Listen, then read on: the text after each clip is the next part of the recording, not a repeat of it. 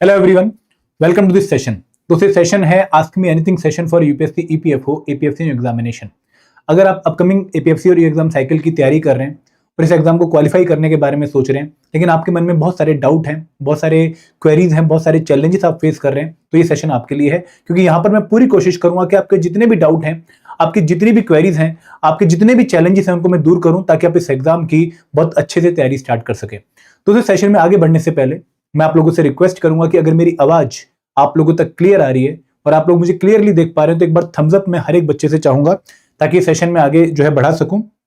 और दोस्तों आप लोग प्लीज मुझे एक बार जल्दी से जो है इंफॉर्मेशन दे दीजिए। I think it is fine, ठीक है, तो सब कुछ ठीक है।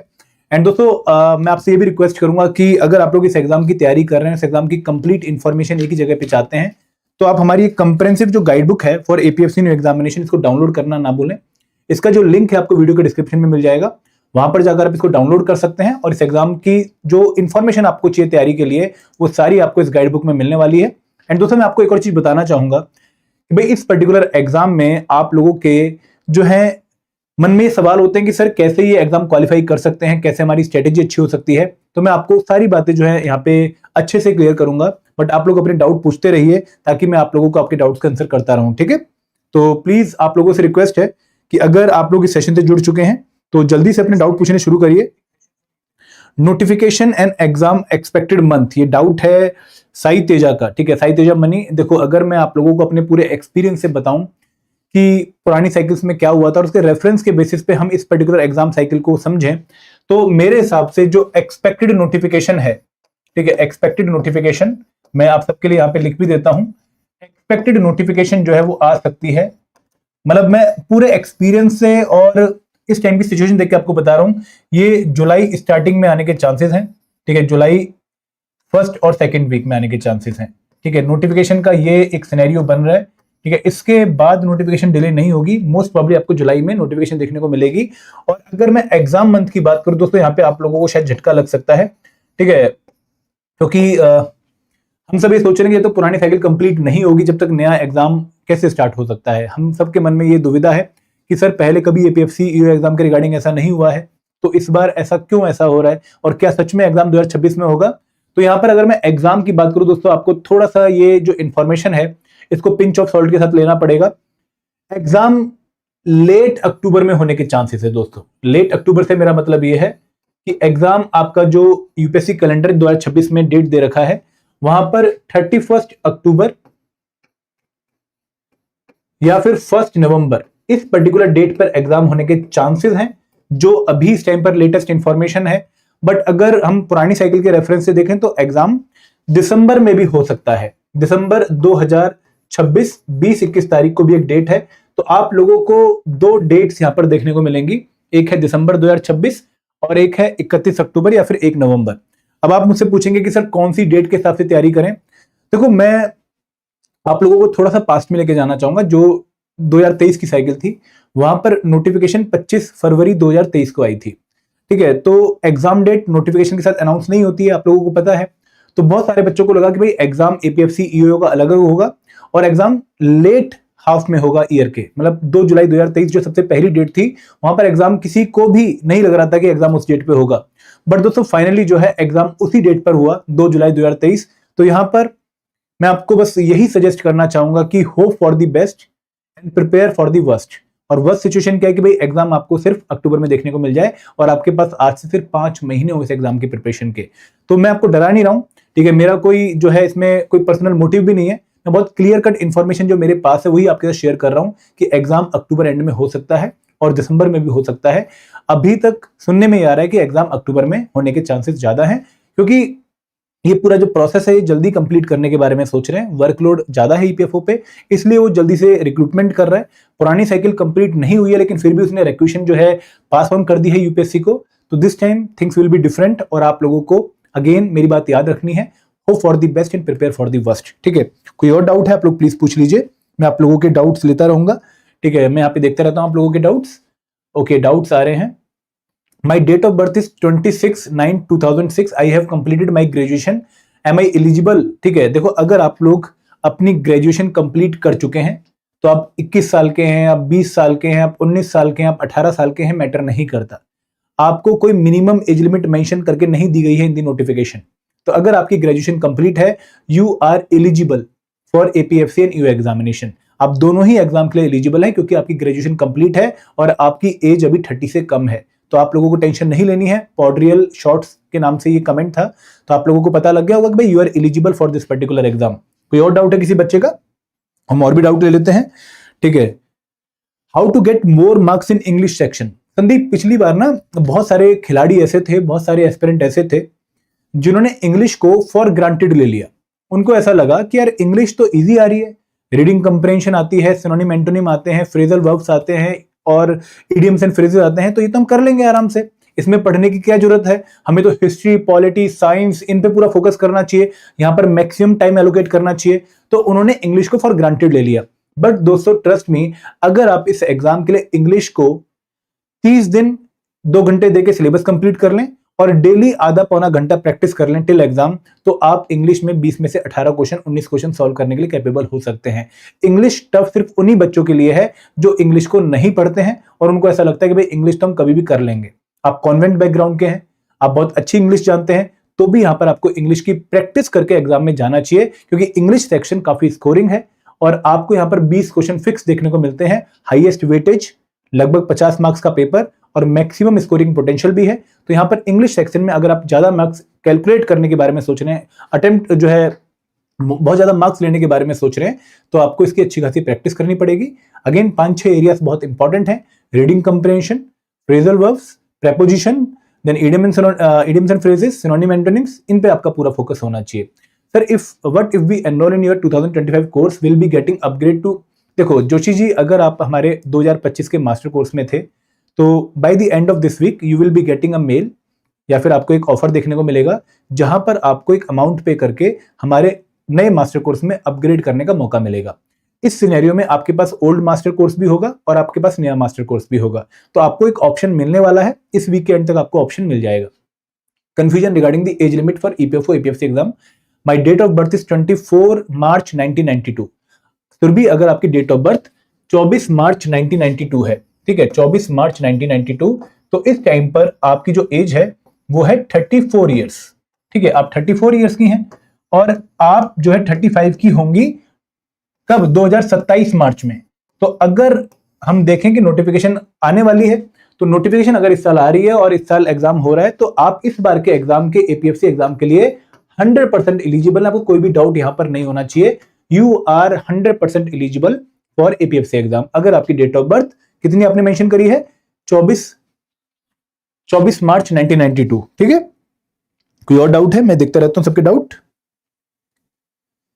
सर मैंने ये डाउट हो गया। Sir I am working aspirant, recently I bought your master course, is this enough और आई नीड। देखो, अगर आप श्रीकांत आपने हमारे कोर्स में एनरोल किया है, आपने हमारे मास्टर कोर्स का जो है एक सिलेक्शन किया है अपनी प्रिपरेशन के लिए, तो आप पहले अच्छे से, बहुत अच्छे से इस मास्टर कोर्स को एंड टू एंड कवर कर लो, because this is providing you the 80 to 85% solution for the exam.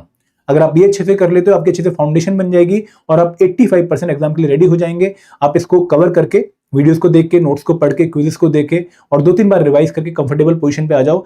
फिर भी अगर आपके पास टाइम बचता है, एनर्जी बचती है, I will recommend you more sources, लेकिन ये बेसिक मिनिमम तो आपको कोर्स में कवर करना ही पड़ेगा। This is enough for this exam, अगर आप इस एग्जाम को क्वालिफाई करने के बारे में सोच रहे हैं, ठीक है। सर मैक्सिमम एज लिमिट क्या है? सर अंकित कुमार, अगर आप एपीएफसी एग्जाम की बात करें तो एपीएफसी एग्जाम में अनरिजर्व कैटेगरी के लिए, unreserve category and EWS category के लिए मैक्सिमम एज लिमिट 35 है, ठीक है।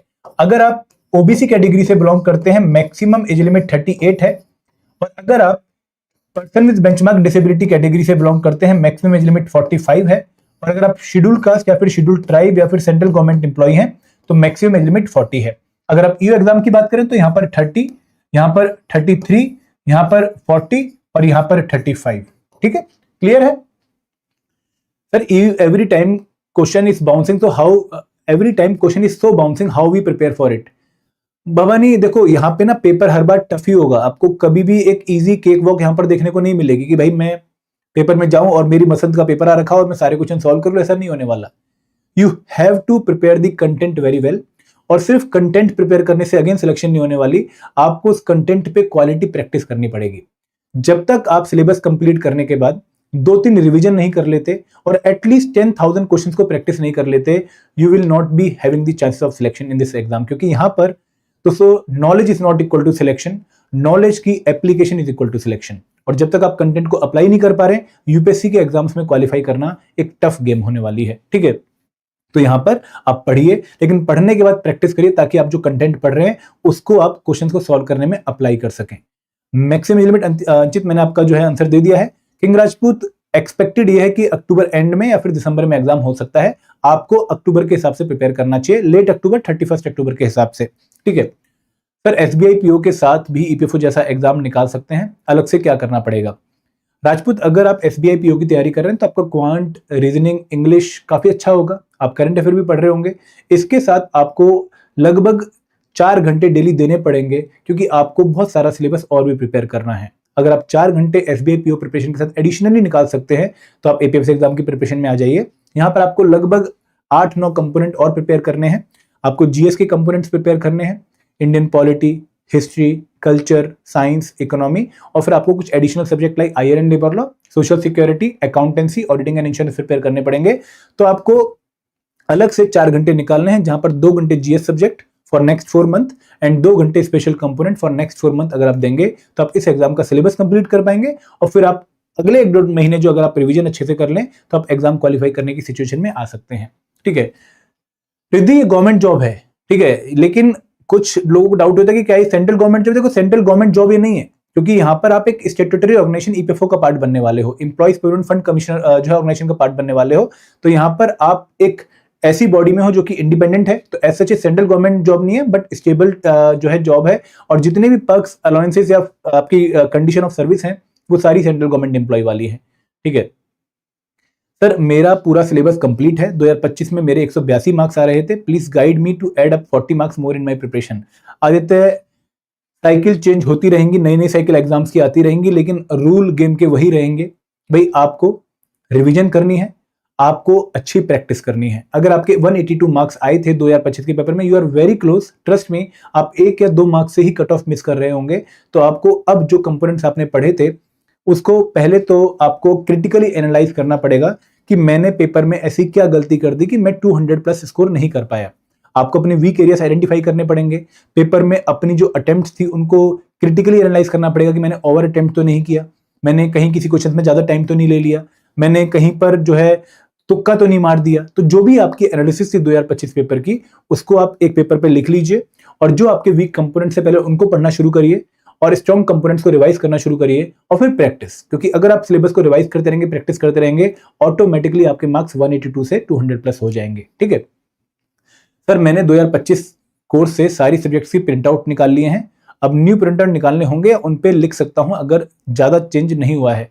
अनमोल, जो नोट्स हैं उनमें बहुत ज्यादा चेंज नहीं हुआ है। अगर आपने ऑलरेडी 2025 के मास्टर कोर्स से प्रिंट आउट निकाल लिए हैं तो आप उन्हीं प्रिंट आउट पे नए नोट्स को जो है, नए पॉइंट्स को जो है ऐड कर सकते हैं। आपको दोबारा नए नोट्स के प्रिंट आउट नहीं निकालने चाहिए मेरे अकॉर्डिंग। एग्जाम इस साल होगा या नेक्स्ट ईयर होगा? स्टारलिंक, देयर आर 90% चांसेस कि एग्जाम इसी साल कंडक्ट होगा, तो आपको इस साल एग्जाम के लिए प्रिपेयर करना चाहिए, ठीक है। और कोई डाउट है किसी का? मैं देखता रहता हूं। Sir notification and exam date, Kiran मैंने बता दिया है कि नोटिफिकेशन जो है जुलाई 2025 में 2026 में एक्सपेक्टेड है। फर्स्ट वीक ऑफ जुलाई या सेकंड वीक ऑफ जुलाई तक नोटिफिकेशन आ सकती है, और एग्जाम अक्टूबर एंड में होने के चांसेस हैं, ठीक है। किरण, एग्जाम अक्टूबर एंड में होने के चांसेस हैं और नोटिफिकेशन जो है जुलाई में आने के चांसेस हैं। तो आपको अब ऑन द टोज रहना चाहिए। कभी भी एग्जाम की नोटिफिकेशन आ सकती है, कभी भी एग्जाम हो सकता है, तो आपको अब अपनी प्रिपरेशन को बहुत अच्छे तरीके से स्टार्ट कर देना चाहिए। आपको और कंप्लीसेंट नहीं होना है, और चीजों को प्रोक्रेस्टिनेट नहीं करना है कि चल बाद में कर लेंगे, नोटिफिकेशन के बाद स्टार्ट करेंगे। अगर आप इस एग्जाम को क्वालिफाई करना चाहते हैं तो आपको अब से स्टार्ट करना ही पड़ेगा। किसी का एज 19 या 20 और ग्रेजुएशन कंप्लीट है, बिल्कुल ऋषभ, अगर आपका एज 19 या 20 है और आपका ग्रेजुएशन कंप्लीट है, you are eligible to give APFC in EO exam. Sir क्या हिंदी मीडियम वाले के लिए आपने कुछ सोचा है? कुंदन, सॉरी, हिंदी मीडियम वाले बच्चों के लिए हमारे पास कोर्स नहीं है। हमारा कंटेंट अभी भी इंग्लिश मीडियम में है, हमारे नोट्स, हमारे क्विज इंग्लिश मीडियम में है, और जो हमारी वीडियोस हैं उनमें जो प्रेजेंटेशन है अगेन वो इंग्लिश मीडियम में है, और वीडियो डिलीवरी इंग्लिश लैंग्वेज में है, ठीक है। नोटिफिकेशन कब आएगा? नोटिफिकेशन मैंने बताया है प्रतिभा कि नोटिफिकेशन जुलाई एंड जो है स्टार्टिंग में आने के चांसेस हैं, जुलाई फर्स्ट वीक में आने के चांसेस हैं। तो सर प्लीज क्वेश्चन लिखते रहिए, I am reading your question, मैं आपको आंसर देता रहूंगा। Thank you king Rajput. और मैं यही कहूंगा कि भाई बहुत अच्छे से तैयारी करो ये एग्जाम। मैं यही कहूंगा कि आप लकी हो कि एग्जाम पिछले 5 सालों में तीसरी बार आ रहा है, क्योंकि उससे पहले अगर हम 2015 से लेकर 2023 का पीरियड देखें तो एपीएफसी एग्जाम 8 साल बाद आया था। तो अगर आपको ये एग्जाम बार बार देने का मौका मिल रहा है तो आपको इस एग्जाम की ढंग से तैयारी कर लेनी चाहिए, क्योंकि एक बहुत गोल्डन अपॉर्चुनिटी है आप सबके लिए। सर ईपीएफओ एसएसए एग्जाम का क्या होगा ध्रुव, उसके बारे में कोई इन्फॉर्मेशन नहीं, बट इतना पता है कि वो एग्जाम भी जल्दी आने वाला है और वो एग्जाम इस बार आईबीपीएस कंडक्ट करवाएगा और लगभग 2100 के आसपास वैकेंसीज आने के चांसेस हैं। सर हिस्ट्री, पॉलिटी और अदर सब्जेक्ट्स कैसे मैनेज करें, क्योंकि बहुत वास्ट है सुरेंद्र, सच में बहुत वास्ट है। हिस्ट्री अपने आप में बहुत बड़ा सब्जेक्ट है, कल्चर में भी बहुत सारी चीजें आपको पढ़नी पड़ती हैं, पॉलिटी भी बहुत वास्ट है। तो वहां पर एक सोर्स पकड़ लो, आप पॉलिटी के लिए लक्ष्मीकांत पकड़ लो, स्पेक्ट्रम पकड़ लो हिस्ट्री के लिए, और नितिन सिंघानिया पकड़ लो कल्चर के लिए, और इन बुक्स को आप बार बार कवर करो। इन बुक्स को कवर करने में एटलीस्ट आपको 1.5 महीना लगेगा हर एक बुक को कवर करने में, बट अगर आप इन्हीं बुक्स को बार बार पढ़ते रहोगे तो एग्जाम में आप 80% की एफिशिएंसी मेंटेन कर पाओगे। 80% मतलब 10 में से 8 क्वेश्चन सॉल्व कर पाओगे। और कोई डाउट है?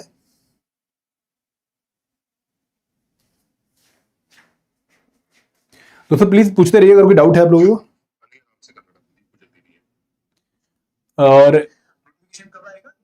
और डाउट आ रहा है कि sir I got a job through IBPS SO notification 4 years back, now I need to start from zero because I lost all the basics and everything, is it possible to? Srikanth, अगर आप already जो है bank की तैयारी कर, bank के exam निकाल चुके हो काफी पहले, बैंक आईबीपीएस एसओ का एग्जाम काफी पहले निकाल चुके हो और 4 साल आपको हो चुके हैं जो है प्रिपरेशन छोड़े हुए, तो ट्रस्ट मी आपकी रिदम अब बिल्कुल ब्रेक है और आपको जीरो से ही स्टार्ट करना पड़ेगा, क्योंकि अब आपकी जो क्वालिटी थी क्वांट रीजनिंग इंग्लिश की जो आपने उस टाइम पर मेंटेन कर रखी होंगी वो अब काफी जो है डाउन हो गई होंगी।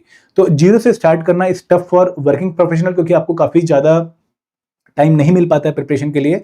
बट अगर आप 5 घंटे डेली निकाल सकते हैं अगले 6 महीने के लिए, 5 घंटे डेली अगले 6 महीने के लिए, और वीकेंड्स में आप इस जो है टाइम को इंक्रीज कर सकते हैं, 5 से 7 8 घंटे कर सकते हैं, तो पॉसिबिलिटी है आपका एग्जाम क्वालिफाई हो जाए। और दोस्तों यहाँ पे जो वर्किंग प्रोफेशनल, उनको मैं बहुत क्लैरिटी देना चाहूंगा कि अगर हम पास्ट ईयर रिजल्ट देखें तो वर्किंग प्रोफेशनल्स काफी से एग्जाम में सिलेक्ट होते हैं। 2023 के रैंक 1 सचिव नेहरा सर वर्किंग प्रोफेशनल थे, हमारे निशांत ओझा सर जो कि हमारे ऑफिस में ही काम करते थे अगेन वर्किंग प्रोफेशनल थे, पूनम मैम वर्किंग प्रोफेशनल थे। तो बहुत सारे लोग ऐसे थे जिन्होंने 2023 में एग्जाम निकाला है और वो वर्किंग प्रोफेशनल थे, लेकिन उनकी खास क्वालिटी क्या थी कि वो कंसिस्टेंसी के साथ तैयारी कर रहे थे, उन्होंने ब्रेक नहीं लिया था अपनी प्रिपरेशन में। सूर्य सिंह, अगर मैं सीट्स की बात करूं तो एपीएफसी एग्जाम की 80 सीट्स की वैकेंसीज की नोटिफिकेशन आने वाली है 80, और ईओएओ की 311 की वैकेंसीज की नोटिफिकेशन आने वाली है। ठीक है सर, नोट्स कहां मिलेगा? टोकू टाकू, आपको जो नोट्स हैं वो हमारे कोर्स में मिलेंगे, आप उनको डाउनलोड कर सकते हैं, कोर्स परचेज करने के बाद आप उनको प्रिंट आउट भी करवा सकते हैं। ठीक है, आगे बढ़े। और कोई डाउट है आप लोगों का प्लीज पूछते रहिए, I am more than happy to answer your doubt. ठीक है, मैं देखते रहता हूं आप लोगों की डाउट। राहुल, अगर आपने हमारा बैच लिया है 2025 का, आप उसको पढ़ते रहिए, लेकिन अगर आप अपग्रेड करवाना चाहते हैं 2026 के कोर्स में, तो हमने आपको एक ऑप्शन देना है इस वीक के एंड तक, आप एक अमाउंट पे करके हमारे नए मास्टर कोर्स में भी अपग्रेड कर सकते हैं। ठीक है, कट ऑफ कितना जा सकता है यूआर के लिए? सर अगर इस एग्जाम का हम पास्ट कट ऑफ का ट्रेंड देखें तो लगभग आपको टारगेट करना चाहिए 200 प्लस का स्कोर, क्योंकि उस केस में आप किसी भी कट ऑफ को बीट कर सकते हैं, क्योंकि cut off generally APFC exam के लिए 175 से लेकर 185 की रेंज में रहता है, और ईओ एग्जाम के लिए कट ऑफ काफी वेरी हुआ है। 2021 में कट ऑफ 187 था और 2023 में कट ऑफ 138 था, बट 2025 के एग्जाम में कट ऑफ 170 के आसपास एक्सपेक्टेड है। तो अगेन आपको ईओ एग्जाम के लिए भी 170 प्लस का कट ऑफ देखने को मिलेगा, आपको टारगेट स्कोर 200 के आसपास रखना चाहिए। Sir geography is part of the syllabus? नहीं राजपूत, ज्योग्राफी इस एग्जाम के सिलेबस का पार्ट नहीं है। 2015 के एपीएफसी पेपर में आपको कुछ क्वेश्चन ज्योग्राफी के देखने को मिलेंगे, बट पिछले 5-6 सालों में एपीएफसी ईओ एग्जाम में एक भी क्वेश्चन ज्योग्राफी का नहीं पूछा गया है, तो आपको ज्योग्राफी प्रिपेयर नहीं करनी है। हाँ, एक बात ध्यान रखिएगा, अगर कोई रिवर, अगर कोई माउंटेन, अगर कोई ज्योग्राफिकल फीचर न्यूज में है, करंट अफेयर में है, तो उसके ऊपर एग्जाम में क्वेश्चन आने के चांसेस हैं। ठीक है, हिंदी मीडियम में नोट्स नहीं है Nitish, I am really sorry, Hindi medium में हमारे पास नोट्स अवेलेबल नहीं है। ठीक है, मैं और डाउट देखता रहता हूं,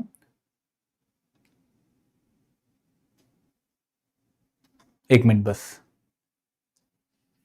सर 2026-2027 ओबीसी सर्टिफिकेट मेरा इस साल बना है, बिल्कुल चलेगा। अगर आपका इस साल ओबीसी सर्टिफिकेट बना है वो एपीएफसी एग्जाम में चलेगा, यू एग्जाम में चलेगा। Exam will not be held this year, तो शर्वा इसी साल एग्जाम होगा, आप तैयारी करिए। आप बाकी लोगों को जो है डाइवर्ट मत करिए, आप भी मेहनत करिए, बाकी लोग भी मेहनत करेंगे, एक अच्छा कंपटीशन देखने को मिलेगा। Is the previous batch valid for this exam also? देखो, अगर आपके पास राहुल, आपके पास हमारा 2025 वाला मास्टर कोर्स था, आप उसको अपग्रेड करवा सकते हैं नए मास्टर कोर्स में भी, जो हमने लॉन्च कर दिया है। और आपको एक अमाउंट पे करना पड़ेगा, जिसके बाद आप उसको अपग्रेड करवा सकते हैं, और वो अमाउंट हमारी इस बार की कोर्स फी से कम है। स्पेशल सब्जेक्ट का कोर्स अलग है, अभी हमने लॉन्च नहीं किया है। 25 मई को हम अपना स्पेशल सब्जेक्ट वाला कोर्स भी लॉन्च करेंगे, जहां पर आप लोगों को जीएस कंपोनेंट के क्विज देखने को मिलेंगे, लेकिन accounts, auditing, IR and labour law का कंप्लीट कोर्स देखने को मिलेगा। ईओ एपीएफसी का पेपर अलग अलग एग्जाम होगा? नहीं, सौर्य एक ही पेपर होता है, रिक्रूटमेंट टेस्ट एक ही होता है, जहां पर हायर मार्क्स वाले बच्चों को एपीएफसी एग्जाम की कॉल आती है इंटरव्यू की, और जिनके मार्क्स थोड़े से कम होते हैं 170 या 175, उनको ईओ एग्जाम की इंटरव्यू कॉल आई थी 2025 में। तो एपीएफसी की कट ऑफ थोड़ी हाई जाती है सेम पेपर में, ईओ की कट ऑफ थोड़ी सी लो जाती है। सर अनरिजर्व कैटेगरी में एपीएफसी ईओ में कितनी वैकेंसी रहेंगी? मनसी, इनमें अनरिजर्व की 29 वैकेंसीज हैं, और इसमें अनरिजर्व की शायद 132 वैकेंसीज हैं। ठीक है, क्लियर है? सर मेरा ओबीसी सर्टिफिकेट, मैंने अमन का आंसर दे दिया है। प्रीवियस बैच का इंपॉर्टेंट लेबर लॉस जो है वो इंपॉर्टेंट बता देते। देखो, लेबर लॉस और लेबर कोड्स दोनों इस एग्जाम के लिए इंपॉर्टेंट है। आप लोगों को लगभग 6 लेबर लॉस प्रिपेयर करने हैं, जहां पर मिनिमम वेजेस एक्ट हो गया, पेमेंट ऑफ वेजेस एक्ट हो गया, इंडस्ट्रियल डिस्प्यूट एक्ट हो गया, employment order standing order act हो गया, एम्प्लॉयमेंट स्टैंडिंग ऑर्डर एक्ट हो गया, एंड मिनिमम वेज एक्ट हो गया, और फैक्ट्री एक्ट हो गया, ट्रेड यूनियन एक्ट हो गया। ये 6 एक्ट बहुत इंपॉर्टेंट है। प्लस आपको 4 लेबर कोड पढ़ने पड़ेंगे, क्योंकि इस बार एग्जाम में लेबर कोड से क्वेश्चन आने के पूरे चांसेस हैं, क्योंकि लेबर कोड इंप्लीमेंट हो गए हैं। दोस्तों, लेबर कोड इंप्लीमेंट जरूर हुए हैं, लेकिन लेबर लॉस अभी रिपील नहीं किए गए हैं। तो दोनों ही 6 लेबर लॉस जो मैंने आपको बताए, trade union act, factory act, industrial dispute act, minimum wages act, payment of wages act, and industrial standing order act, ये एक्ट आपको 6 अच्छे से कर लेने हैं along with code, that will be good for the exam. Books कौन सी लेनी है एपीएफसी के लिए? देखो, बहुत सारी बुक्स हैं, आप लोगों को हमारे यूट्यूब चैनल पे बहुत सारी बुक्स मिल जाएंगी। आप, अगर मैं आपको रफली बताना चाहूँ तो अकाउंट्स के लिए आप डीके गोयल की बुक फॉलो कर सकते हैं। आप जो है क्वांट और रीजनिंग के लिए आर एस अग्रवाल की बुक फॉलो कर सकते हैं। इंग्लिश के लिए एसबी बख्शी की बुक फॉलो कर सकते हैं। आप आईआर एंड लेबर लॉ के लिए ministry of labour and employment की वेबसाइट से जो है एक्ट्स डाउनलोड कर सकते हैं। आईआर के लिए प्याली घोष की बुक ले सकते हैं। आप हिस्ट्री के लिए स्पेक्ट्रम की बुक ले सकते हैं। आप आर्ट एंड कल्चर के लिए नितिन सिंघानिया की बुक ले सकते हैं। पॉलिटी के लिए लक्ष्मीकांत, साइंस के लिए 6 से 10th की NCERT plus current affair, and then for economy आपकी क्लास 11th एंड 12th की एनसीईआरटी, 11th की Indian economic development and 12th की introductory macro economics, that will be more than enough. ठीक है, अकाउंटिंग के लिए इंपॉर्टेंट टॉपिक्स कौन से हैं? देखो, अगर हम बात करें तो रिकॉर्डिंग ट्रांजेक्शंस हो गई, पार्ट 1 पार्ट 2, देन जो थ्योरी ऑफ अकाउंटिंग है, बेसिक प्रिंसिपल्स ऑफ अकाउंटेंसी जो है, then cash flow, ratio analysis, ये सारे टॉपिक इंपॉर्टेंट है। मैंने आपको इस गाइड बुक को डाउनलोड करने को बोला है, जहां पर आपको decoded syllabus plus important topic की कंप्लीट लिस्ट मिलने वाली है। लिंक इसको डाउनलोड करने का आपको वीडियो के डिस्क्रिप्शन में है। आप अपना ईमेल डालेंगे, आपको ईमेल आईडी पे ये गाइड बुक रिसीव हो जाएगी। ठीक है, एंशिएंट मिडिवल के लिए लूसेंट इनफ है, हाँ इनफ है टोकाटाकू, बट अगर आप एंशिएंट मिडिवल को थोड़ा अच्छा प्रिपेयर करना चाहते हैं तो आप क्लास 11th की जो एससीईआरटी है तमिलनाडु बोर्ड की, उसको फॉलो कर सकते हैं। ठीक है, मैंने आपका आंसर दे दिया है ओबीसी वाला। ठीक है, आपका अगर 2026-27 में सर्टिफिकेट बना है तो वो इस साल के लिए वैलिड है। क्या नोटिफिकेशन में कोई अनएक्सपेक्टेड चेंज आ सकता है? सुरेंद्र, नहीं, वी आर नॉट एक्सपेक्टिंग कि भाई इस बार कोई अनएक्सपेक्टेड चेंज आएगा। जो चीजें पहले थी वही चीजें इस बार भी रहने के पूरे चांसेस हैं। एपीएफसी में आदर्श हम आपको हिंदी मीडियम में नोट्स प्रोवाइड नहीं कर पाएंगे, and I am really sorry for that. Many officer said आप एग्जाम नहीं दे सकते अंडर 20 ईयर। नहीं ऋषभ, ऐसा कुछ नहीं है। ठीक है, मिनिमम एज लिमिट इस पर्टिकुलर एग्जाम के लिए मेंशन नहीं करी गई है इन दी नोटिफिकेशन, आप एग्जाम दे सकते हैं। ठीक है सर, मेरा पहली बार ही सर्टिफिकेट बना है ओबीसी का 2026 में, यूपीएससी में प्रीवियस 3 इयर्स का ओबीसी सर्टिफिकेट। देखो 2026 का जब आपने सर्टिफिकेट बनाया ना, तो वो पास 3 साल के आपके जो है इनकम के बेसिस पे बनता है। तो अगर सर्टिफिकेट आपके पास है तो आप एलिजिबल हैं ओबीसी जो है कैटेगरी के लिए, अगर आपका सर्टिफिकेट नॉन क्रीमी लेयर का है, और आप उसको अप्लाई कर सकते हैं। ठीक है ma'am, any batch started and when? Sky Kartik, हमने ऑलरेडी जो है बैच लॉन्च कर दिया है। आपको हमारी वेबसाइट पे जाना है। हमारी वेबसाइट पे जब आप जाएंगे गूगल पे, ठीक है, मैं एक बार आपको दिखा देता हूं कोर्स के बारे में चीजें। हमने ऑलरेडी एक मास्टर कोर्स लॉन्च कर दिया है, जो कि कंप्रेहेंसिव कोर्स है, जो कि हर कंपोनेंट को कंप्रेहेंसिवली कवर कर रहा है एपीएफसी एग्जाम के। वो बैच हमने ऑलरेडी लॉन्च कर दिया है। आप लोग जब हमारी वेबसाइट पे जाएंगे तो वहां पर आपको ये कोर्स देखने को मिलेगा। इसमें सारे कंपोनेंट्स को हमने ऑलरेडी अपलोड कर दिया है, आप उसको अपनी सुविधा के अनुसार फॉलो कर सकते हैं, ठीक है। और एक अट्रैक्टिव डिस्काउंट भी चला है इस कोर्स पे, मैं आपको दिखा देता हूं एक बार।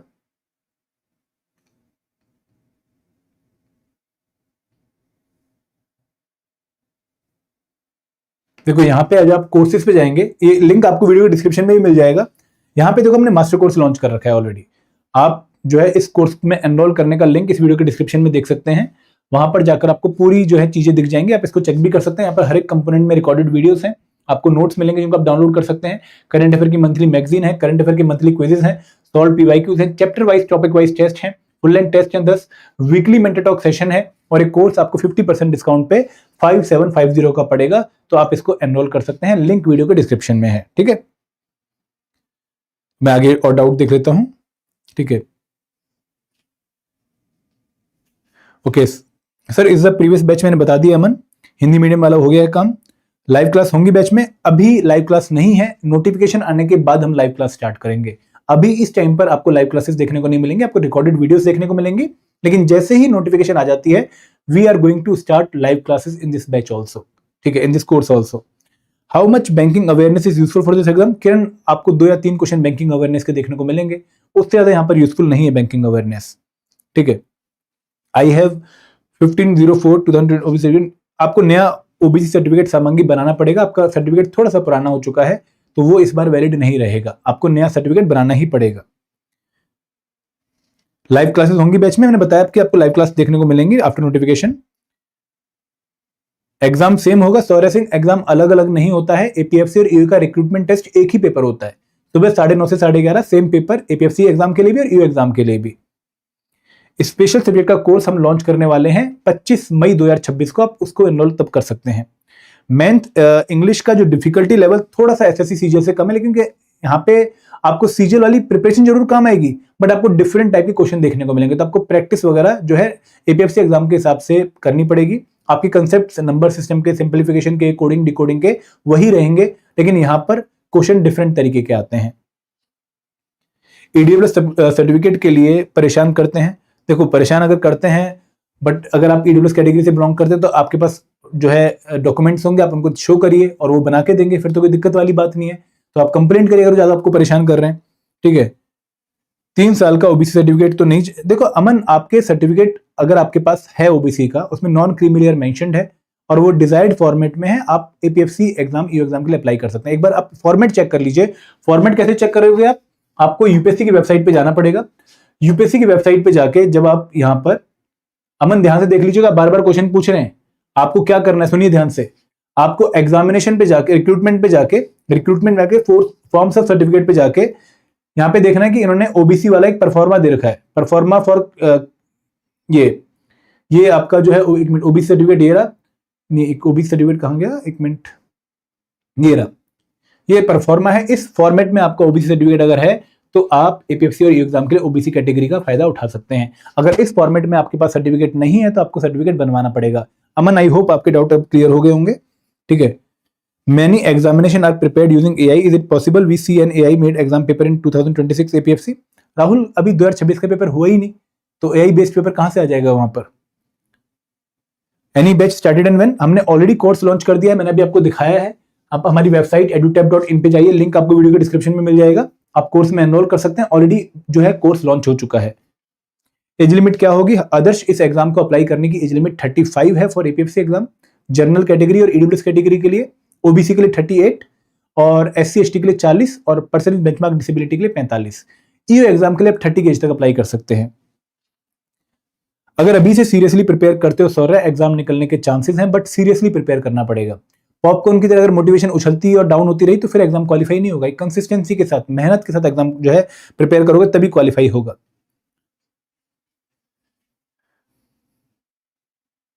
अगर आप इस कोर्स को एनरोल करते हो या फिर स्पेशल सब्जेक्ट कोर्स में एनरोल करते हो, फिर आपको उस पर्टिकुलर कंपोनेंट के लिए बुक फॉलो करने की जरूरत नहीं है, आप इस कोर्स को फिर फॉलो करिए। सुमन, अगर आप इंडस्ट्रियल रिलेशन को यूट्यूब से कवर कर भी लेंगी तो आप 60% 50% ही कवर कर पाएंगे, क्योंकि यूट्यूब पे कोई कंप्लीट तो करवाने वाला नहीं है, तो एग्जाम की रिक्वायरमेंट फिर शायद आप मीट ना कर पाए। किरण मैंने आपको आंसर दे दिया है। कट ऑफ जो है आप 180 के आसपास कट ऑफ देखते हैं, लेकिन आपको कट ऑफ से कम 10-15 नंबर का मार्जिन रखना होता है, तो आप सिर्फ इसको 200 टारगेट करिए। सब्जेक्ट वाइज अगर नंबर ऑफ क्वेश्चन की बात करें तो जनरल इंग्लिश में अराउंड 20 क्वेश्चन आते हैं, क्वांट में अराउंड 12 क्वेश्चन आते हैं, रीजनिंग में 2 क्वेश्चन, स्टेट में 1 क्वेश्चन। फिर अगर मैं बात करूं हिस्ट्री की और पॉलिटी की और साइंस की और कंप्यूटर अवेयरनेस की, यहां से आपको 10-10 क्वेश्चन ईच देखने को मिलेंगे। आईआर एंड लेबर लॉ में 10 से 15 क्वेश्चन, सोशल सिक्योरिटी में 5 से 10 क्वेश्चन, करंट अफेयर में 8 से 10 क्वेश्चन, और इकोनॉमी में 2 क्वेश्चन, और ऑडिटिंग में 2 क्वेश्चन, इंश्योरेंस में 1 क्वेश्चन, और डेवलपमेंटल इश्यूज में हार्डली 1 क्वेश्चन आता है। ठीक है, अगर आपकी डेट ऑफ बर्थ 19 नवंबर 1996 है तो आप एपीएफसी एग्जाम के लिए भी एलिजिबल है और ईयू एग्जाम के लिए भी एलिजिबल हो जाएंगे, क्योंकि आप इस पर्टिकुलर डेट से पहले ही नोटिफिकेशन देखेंगे और आप last date of filling of application form में 30 क्रॉस नहीं कर चुके होंगे, इसलिए आप इस एग्जाम के लिए एलिजिबल रहेंगे। तो मैंने आपका आंसर कर दिया है। एससी के लिए age limit for EO is 35। कांग्रेस कट ऑफ अभी नहीं आई है, पर मैं आपको बता रहा हूं कि 180 के आसपास कट ऑफ गई है एपीएफसी एग्जाम की और 170 के आसपास कट ऑफ गई है for EO exam. Discount for old student है, अभी आपके पास मेल आएगी तो वहां पर आपको कम प्राइस में, मतलब यहां पर प्राइस कितना है 5750, आपको कम प्राइस में इस कोर्स में एनरोल करने का मौका मिलेगा अगर आप हमारे पुराने स्टूडेंट हैं। सुरेंद्र, काफी जो है स्ट्रॉन्ग एक इंफॉर्मेशन आ रही है कि अक्टूबर में एग्जाम हो सकता है, लेकिन 31 अक्टूबर या 1 नवंबर, लेट अक्टूबर में होने के चांसेस हैं। करण, अगर आपके पास ऑलरेडी हमारा पुराना कोर्स था तो आप एक अमाउंट पे करके, जो आपको 2-3 दिन में मेल आ जाएगी, आप नए कोर्स में एनरोल कर सकते हैं। एपीएफसी के लिए सेफ स्कोर 200 के आसपास रहेगा। सबसे ज्यादा आपको फोकस करना चाहिए इंग्लिश पे, अकाउंट्स पे, आईआर एंड लेबर लॉ पे और क्वांट पे। ये 4 कंपोनेंट से अराउंड 50+ क्वेश्चन आते हैं। इनके बाद आप हिस्ट्री, पॉलिटी, साइंस और कंप्यूटर, इन 4 कंपोनेंट्स पे फोकस करिए। एससी के लिए कट ऑफ जो है आपको लगभग 170-175 टारगेट करनी चाहिए, क्योंकि जनरली कट ऑफ 150-155 के आसपास रहते हैं, बट अगर आप इतने टारगेट कर लेंगे तो आपकी इंटरव्यू पे डिपेंडेंस कम हो जाएगी। सर, कब तक कोर्स अपग्रेड होगा मेरा? आपको हरमनप्रीत इस पर्टिकुलर वीक के एंड में आपको एक मेल आ जाएगी, आप फिर अपग्रेड कर सकते हैं। एग्जाम डेट अनुराग, इस पर्टिकुलर एग्जाम की नोटिफिकेशन जो है जुलाई फर्स्ट वीक में आने के चांसेस और एग्जाम लेट अक्टूबर में होने के चांसेस हैं। इसका डे के बारे में मुझे इंफॉर्मेशन नहीं है। अंजलि, मैंने आपका आंसर दे दिया था कि अगर आप 21 मार्च 1992 को पैदा हुई हैं तो आप एपीएफसी एग्जाम के लिए एलिजिबल रहेंगी इस बार। कब तक मेल आएगी? इस वीक के एंड तक आपको मेल आ जाएगी। टेस्ट सीरीज इसमें इंक्लूडेड है ऑलरेडी, मास्टर कोर्स के अंदर ही टेस्ट सीरीज है, आपको अलग से टेस्ट सीरीज परचेज करने की जरूरत नहीं है। ठीक है, कोई और डाउट है किसी स्टूडेंट का? तो सब प्रिपरेशन करिए, पूरा फोकस इस टाइम पर आपकी पढ़ाई पे होना चाहिए, क्योंकि 5 महीने कब निकल जाएंगे आपको पता भी नहीं लगेगा, क्योंकि सिलेबस बहुत ज्यादा है। ठीक है, कंपोनेंट्स 14-15 आपको प्रिपेयर करने हैं, तो चीजें तभी कंप्लीट होंगी जब आप एक्शन लेंगे। Is it really confirm? सिर्फ देखो, इंफॉर्मेशन यही है कि अक्टूबर में एग्जाम एंड में हो सकता है, कंफर्मेशन अभी नहीं है, कोई 100% क्लैरिटी नहीं है। मैं आपको स्टार्टिंग में कह चुका हूं कि hope for the best and prepare for the worst. ठीक है, एपीएफसी आप एलिजिबल हैं। अंजलि, आप एलिजिबल हैं एपीएफसी एग्जाम के लिए अगर आपकी एज 21, आपकी डेट ऑफ बर्थ 21 मार्च 1992 है। एपीएफसी के लिए सेफ स्कोर आदर्श मैंने बताया है कि आपको 200+ का सेफ स्कोर टारगेट करना चाहिए। Notification Kumar, again reliable sources से इंफॉर्मेशन है, कंफर्म नहीं है कि जून फर्स्ट वीक में आएगी, लेकिन एक्सपेक्टेड है कि इस वीक में आएगी। सॉरी, दिसंबर में ही, अगेन देखो मल्टीपल जो है सोर्सेज है, मल्टीपल इंफॉर्मेशन है, आप दिसंबर के हिसाब से प्रिपेयर कर लीजिए। ठीक है, मैं आपको सलाह दे रहा हूं कि भाई आप जल्दी के लिए प्रिपेयर करेंगे तो आपके लिए बेटर रहेगा। अगर बाद में एग्जाम दिसंबर में हो तो आपको 2 महीने एक्स्ट्रा मिल जाएंगे रिवीजन के लिए, क्या बुराई है? अगर आपको थोड़ा सिर्फ टेस्ट सीरीज चाहिए, आप वेट कर लीजिए, हम अगले महीने टेस्ट सीरीज लॉन्च करेंगे। Satyendra, minimum age limit mention नहीं कर रखी है फॉर एपीएफसी। ट्रूली बाला, अभी इस पर्टिकुलर टाइम पे हमें नहीं पता कि एएलसी इस साल आएगा, वो अगले साल आने के चांसेस हैं। एससीडीडी की भी कोई इंफॉर्मेशन अभी नहीं है। आर्ट एंड कल्चर की ओल्ड एडिशन बुक है तो वो सही है, न्यू एडिशन लेनी होगी। सुमन, अगर पॉसिबल है तो न्यू एडिशन ले लीजिए। सर, स्पेशल सब्जेक्ट का कोर्स, हाँ मैं बोल रहा हूँ कि स्पेशल सब्जेक्ट कोर्स आएगा अभी 25 मई को हम लॉन्च करेंगे, आप जब तक जीएस वाला पोर्शन अपना कवर कर लीजिए। सुरेंद्र, अगर आपको मॉर्निंग और इवनिंग वाला टाइम टेबल देखना है, मैंने यूट्यूब पे 6 मंथ का स्टडी प्लान शेयर कर रखा है, आपको यूट्यूब पे हमारी वीडियो वो दिख जाएगी, 3-4 जो है 1-1.5 हफ्ते पहले की, आप उसको फॉलो कर लीजिए। Minimum age for APFC mention नहीं कर रखी नोटिफिकेशन में सत्येंद्र, अगर आप 19-20 के हो और आपकी ग्रेजुएशन कंप्लीट है, you are eligible. Labour commission की नोटिफिकेशन अगले साल आने के चांस है, इस साल आने के चांस नहीं है। अगर आपकी एज 97 की है, 21 October 1997, you are eligible for APFC exam. Even you are eligible for EO exam also. आप दोनों के लिए एलिजिबल है, एपीएफसी और ईओ। रेगुलेटरी बाय रजत, अगर आप ईपीएफओ 50 कूपन कोड यूज करते हैं तो आपको 50% का डिस्काउंट मिलेगा और आप फ्री कोड परचेज कर सकते हैं। Can I appear without GS subject? Appear तो कर सकते हो लेकिन क्वालिफाई नहीं होगा पेपर, ठीक है। कूपन कोड मैंने आपको बता दिया है, तो आई होप सारे डाउट रिजॉल्व हो गए, कोई और डाउट नहीं है। आप लोग अब रिपीट करते रहो डाउट्स को। दोस्तों देखो, तसल्ली से एग्जाम की तैयारी स्टार्ट कर दो। ये सब चीजें आपको जो है नोटिफिकेशन में और क्लैरिटी से पता लग जाएंगी। आपको यूट्यूब पे बहुत सारी इन्फॉर्मेशन मिल जाएगी। आप हमारी अगर गाइड बुक डाउनलोड कर लोगे तो यहाँ पर भी आपको एलिजिबिलिटी के रिगार्डिंग, डिकोडेड सिलेबस के रिगार्डिंग, सॉल्व पीवाईक्यू के रिगार्डिंग सारी इन्फॉर्मेशन मिलने वाली है। इसको डाउनलोड कर लीजिए, आपको कहीं भी और इन्फॉर्मेशन में भटकना नहीं पड़ेगा और ये आपके लिए फ्री है। लिंक इस वीडियो के डिस्क्रिप्शन में है। रजत, अगर आपकी डेट ऑफ बर्थ 17 दिसंबर 1996 है, आप एपीएफसी के लिए भी एलिजिबल हो और आप ईओ के लिए भी एलिजिबल हो, ठीक है। चलिए फिर सेशन एंड करते हैं, ठीक है। अगर कोई और डाउट है आप कमेंट सेक्शन में मेंशन करते रहिएगा। I will be more than happy to answer your doubt.